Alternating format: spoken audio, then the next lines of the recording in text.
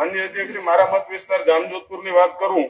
તો જામજોધપુર તાલુકામાં પાટણ, નંદાણા, રબારિકા, શેઠ વડાળા, માંડાસણ અને જામજોધપુરમાં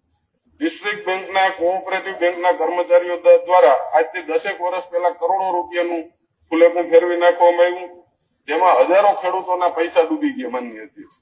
હવે આ કાયદો અમલમાં આવી જતા આવા કર્મચારીઓને કે આવા અધિકારીઓને માત્ર 25,000 રૂપિયાનો દંડ ભરી અને કાયદામાં જે પ્રમાણેનું સૂચન કરવામાં આવ્યું છે એ પ્રમાણે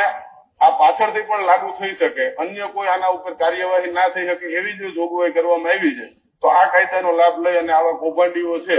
એનો બિઝનેસ અને એમનું જીવન સુધરે એવું માનનીય અધ્યક્ષશ્રી લાગી નથી. માનનીય અધ્યક્ષશ્રી, આવા ગુનાઓમાં જેમાં રેકર્ડ ગુમ કરી શંકાનો લાભ લઈ હોદ્દેદારી કે કર્મચારી જે છે એ છેતરપિંડી કરે એને ઓછામાં ઓછી 10 વર્ષની જેલની સજા થાય અને એમની મિલકત જપ્તી થાય, ભોગ બનનાર ખેડૂતને ન્યાય મળે એવું પ્રાવધાન હોવું જોઈએ. ત્યાં માત્ર 25,000 રૂપિયાના દંડની જે જોગવાઈ કરવાની વાત કરવામાં આવી છે એ ખૂબ જ અન્યાયકારી છે. માનનીય